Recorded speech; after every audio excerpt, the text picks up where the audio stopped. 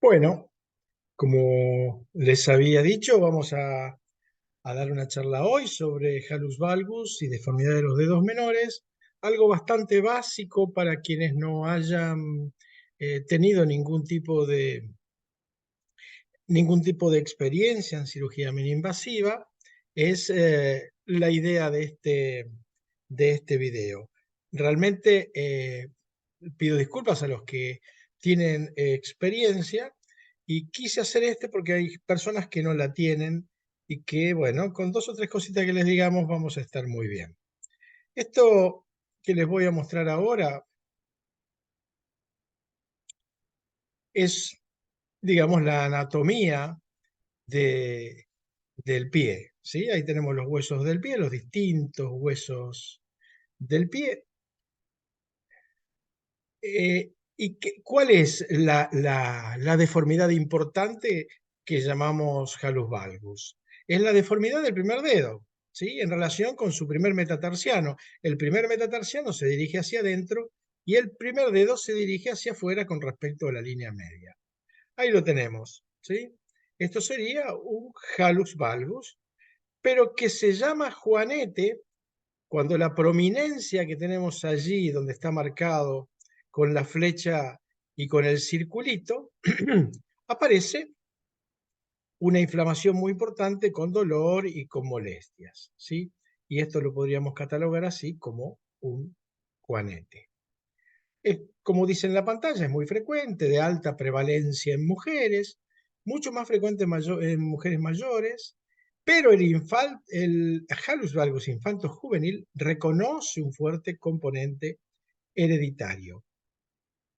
Aquí vemos que tiene un factor genético, obviamente, y decíamos antes que era del 50%, y un factor ambiental, que en general es el calzado que usan las damas, pero hoy eso está con mucha discusión. ¿Por qué? Bueno, porque aparece en esta cuestión lo que es la inestabilidad de la subastragalina, que es lo que produce el pie plano. Ese movimiento tan importante que se produce en la articulación subastragalina en el posoperatorio genera también un factor ambiental o un factor epigenético que aumenta la deformidad y que lo va haciendo en un 33%. ¿Por qué? Porque el retropié es una hélice respecto al antepié. El retropié debería ser vertical y todas las deformidades a nivel del retropié causan deformidades en el antepié, ¿sí? Como vamos a ver ahora, fijémonos a la izquierda en este video de la fluoroscopía, cómo la hipermovilidad del retropié genera movilidad a nivel del antepié, llevando el primer metatarsiano hacia adentro, hacia la línea media, y el hallux hacia afuera. Este movimiento que nosotros dimos en llamar movimiento en rotación es algo que ocurre y que genera, ¿sí? Como están viendo allí, este movimiento genera el, el empeoramiento con el tiempo de este primer hallux que se va hacia afuera, de este primer dedo que se va hacia afuera. Entonces, decimos que el primer metatarsiano que se va hacia afuera es un proceso evolutivo, dinámico, no es pasivo, y lo que van viendo acá, ¿sí? Lo que van viendo acá es lo que ocurre en las personas que nacen con la genética del hallux valgus, con un retropié pronado y con el paso del tiempo, ¿sí? Es progresivo. Por eso es muy importante decir acá que nosotros no decimos que hay que operar el juanete o el hallux valgus cuando duele. Hay que operarlo cuando aparece. ¿Por qué? Porque, digamos, los tres axiomas importantes de la ortopedia dicen, número uno, lo que está torcido hay que enderezarlo. Número dos, lo que está inestable hay que estabilizarlo, por supuesto. El tercero es respetando las articulaciones, ¿sí? Bueno, lo que viene ahí es algo que todo el mundo ha querido hacer, no operar los juanetes. En la época que nosotros empezamos hace 41 años como ortopedistas, no queríamos operarlos porque las cirugías eran muy cruentas. Luego conocimos la cirugía que inventó el doctor Stephen Isham, y el tratamiento quirúrgico por vía mini invasiva resultó ser muchísimo, muchísimo mejor para la evolución. ¿Sí? ¿Qué hacemos? Corregimos la deformidad realizando osteotomías y raspamos lo que está de más, que es la exostosis que se encuentra a ese nivel. ¿Sí? Limamos el aspecto externo, que se llama exostosectomía, y luego realizamos la deformidad con osteotomías. Antes lo hacíamos a cielo abierto. Fíjense que era algo muy cruento. Esta es una chiquita que tenía un hallux valgus importante, una adolescente que, como todo adolescente, quiere corregir estéticamente todo lo que quiere corregir. ¿Sí? Y aquí estamos viendo el posoperatorio con un alambre de Kirchner colocado entre el primer dedo y el metatarsiano. Ahí vemos la osteotomía, es decir, realizamos lo mismo que realizamos ahora, pero a cielo abierto. Aquí tenemos el antes y el después con un resultado aceptable. Aquí estamos viendo otro paciente en el cual se hizo una osteotomía de la base, también a cielo abierto, con dolor postoperatorio y complicaciones como pérdida de sangre, internación por más tiempo, etc. Aquí tenemos el resultado, también un buen resultado. Con la cirugía mini-invasiva, con el Minimal Incision Surgery, nosotros lo que hacemos es la misma técnica quirúrgica, pero con incisiones pequeñas. No utilizamos implantes, tenemos menor tiempo de hospitalización, menor uso de analgésicos y permite un rápido reintegro a las actividades productivas, sea a los niños a la escuela o a los adultos al trabajo. Todos los gestos quirúrgicos, lo voy a enfatizar, pueden y deben ser realizados en un solo acto quirúrgico. Esto es lo bueno de la cirugía mini-invasiva. Podemos corregir el hallux valgus, podemos corregir el dedo martillo, la metatarsalgia, etc. ¿Sí? Todas las patologías en un mismo acto quirúrgico. ¿Cómo lo hacemos? Bueno, utilizamos anestesia local mediante bloqueos nerviosos a nivel del tobillo. Ahí estamos viendo cómo infiltramos el nervio tibial posterior, que nos da esa anestesia que ven allí en azul. Esa es la zona que nos va a anestesiar. Luego hacemos el peroneo superficial, realizando un rodete de maléolo a maléolo, justo a esa altura, que nos va a anestesiar toda la zona que está en blanco, y la zona que no está pintada, allí al lado entre el primero y el segundo dedo, esta zona la vamos a realizar, la que ven allí en verde, realizando una anestesia a nivel del tobillo. ¿Cuáles son las deformidades que vamos a corregir? Bueno, vamos a corregir todas las deformidades que tengamos que corregir. En general, el metatarso falángico, que es el que está entre el metatarsiano y la falange proximal. El intermetatarsiano, que obviamente es entre el primero y el segundo metatarsiano. El ángulo articular proximal, que se llama PASA, Proximal Articular Surface Angle, que es el que se da entre la superficie articular del metatarsiano con el eje longitudinal del metatarsiano, y allí sacamos una bisectriz, y ese ángulo, que debería ser de 2, 3, un poco más, 5 o 6 grados, como nos fijamos ahí, es mucho mayor. El ángulo DASA o ángulo articular distal, que es el que nosotros tomamos pasando una línea en la superficie articular de la falange proximal con el eje longitudinal de la falange proximal, y allí realizamos lo que se llama DASA, Distal Articular Surface Angle. Este es el instrumental, como ven ahí, hojas de bisturí muy pequeñas, 64, 67 y 69. Las fresas que ven allí abajo a la izquierda son fresas de corte y fresas de desgaste. Las dos primeras son de corte, esta es para corte de las falanges y esta es para corte de los metatarsianos. Esta es de 3.1 milímetros y esta es de 4.1 milímetros, son para raspar. Una vez que raspamos con las mini raspas, una vez que gastamos con las mini raspas, retiramos todo el aserrín óseo. Aquí estamos viendo cómo se arma el bisturí, ¿sí? Colocamos la hojita de bisturí, rotamos el mango, luego lo agarramos con una pinza para no cortarnos, para no lastimarnos, y la fijamos, ¿sí? Así se prepara. Esa es la mesa típica, ¿sí? Que nosotros utilizamos para operar, ¿sí? Aquí estamos armando la pieza de mano. La pieza de mano se coloca la fresa. Allí estamos abriendo, sacamos la fresa, la volvemos a colocar, nótese el O-ring que lo tiene allí, cerramos y volvemos a colocar otro O-ring exactamente allí arriba. ¿Mm?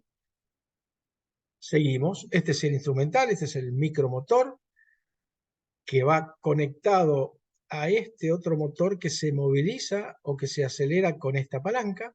Aquí tenemos la pieza de mano, que era la que mostrábamos recién, y aquí iría colocado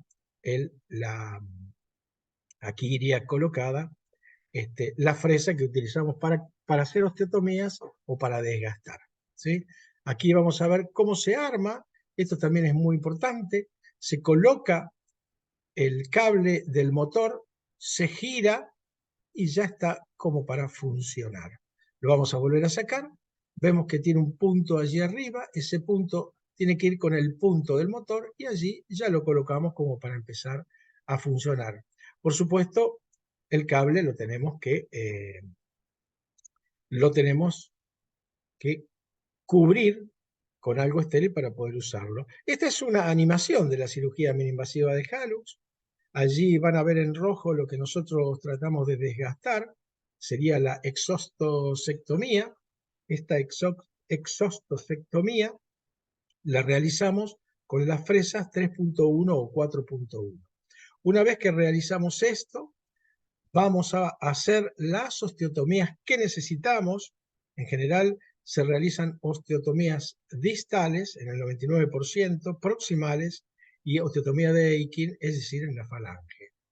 Lo primero que hacemos es hacer, después de la exostosectomía, es hacer una osteotomía a nivel distal, que va a ser oblicua de distal a proximal y de dorsal a plantar. Ahí estamos haciendo las osteotomías, también cortamos el tendón de abductor, ¿sí? Que lleva el dedo hacia afuera de la línea media del cuerpo, y luego realizamos la osteoclasia de la osteotomía cuya objetivo es enderezar el dedo. Ahí tenemos un antes y ahí tenemos un después.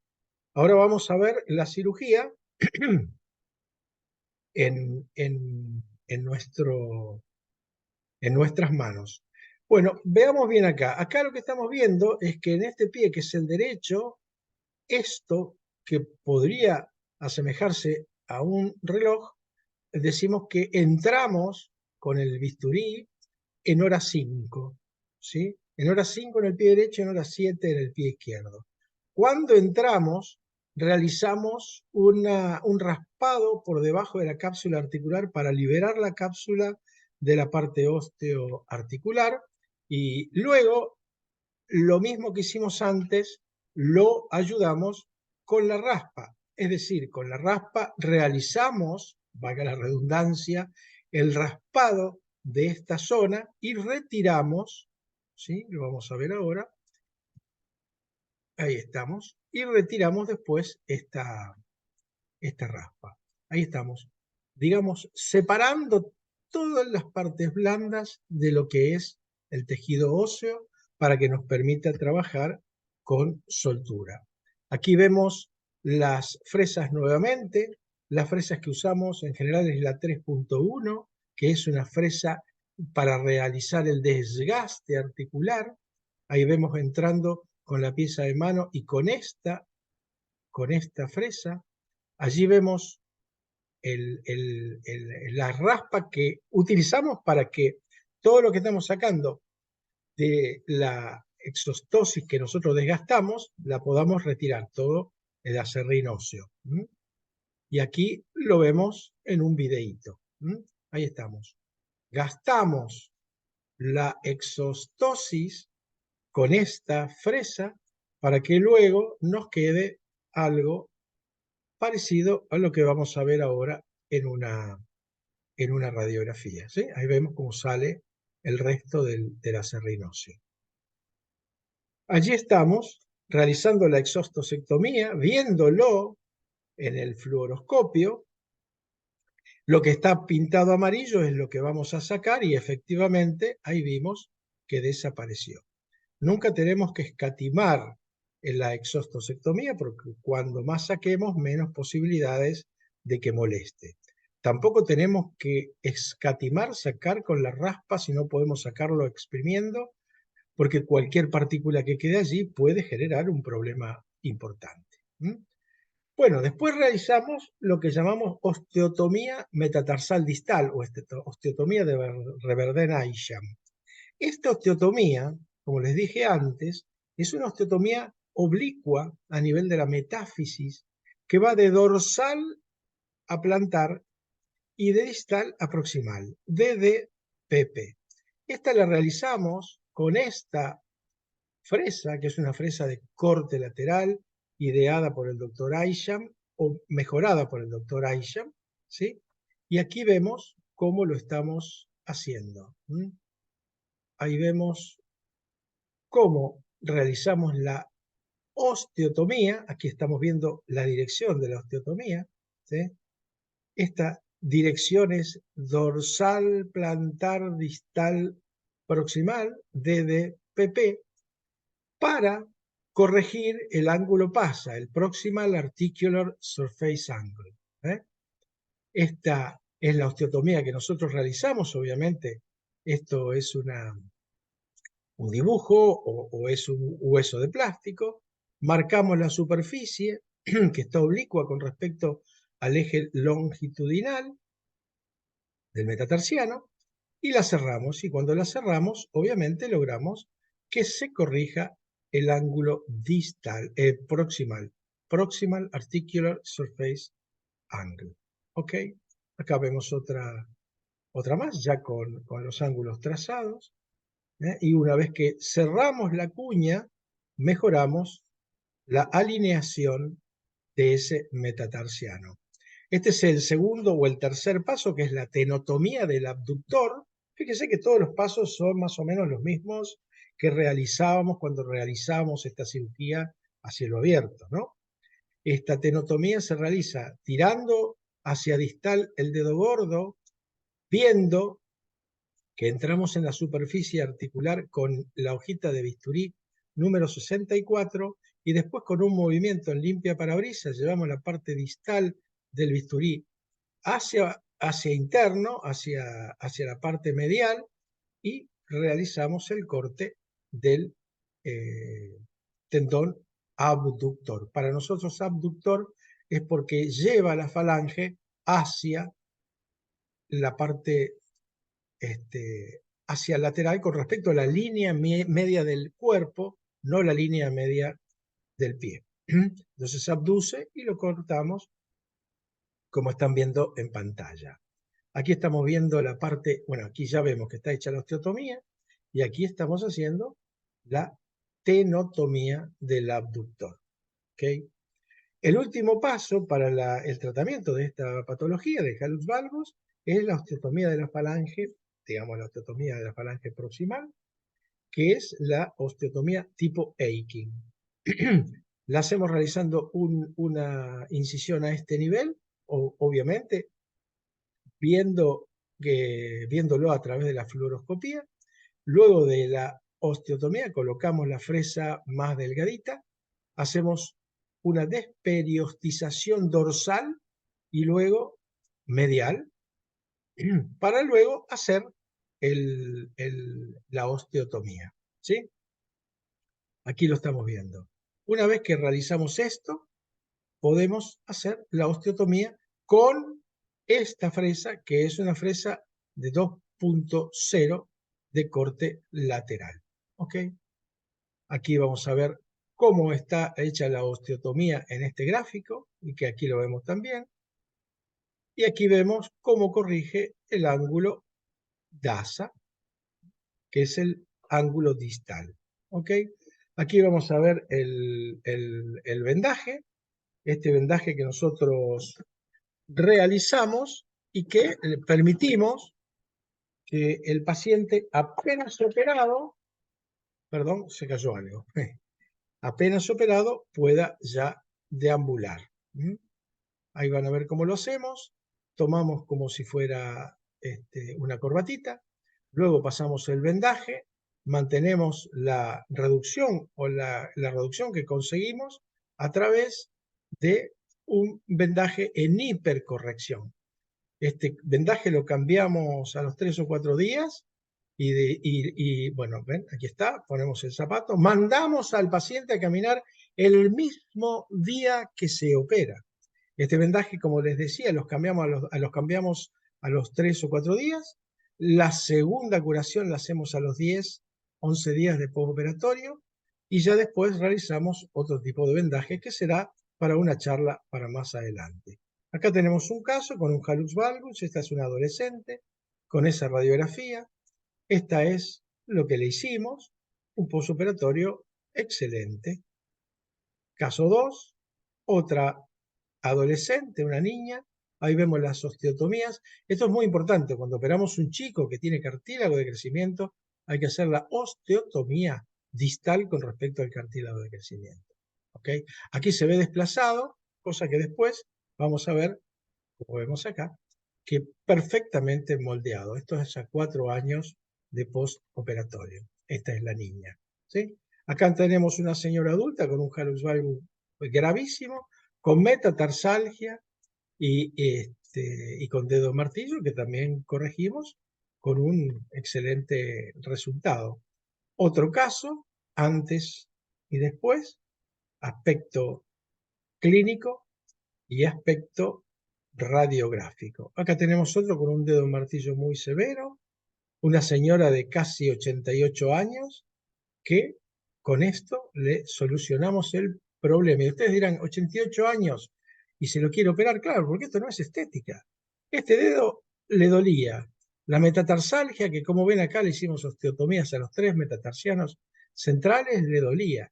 Entonces, a esta mujer le mejoramos la calidad de vida. ¿Cuánto más va a vivir? ¿Un mes, un año, 10 años? No lo sabemos.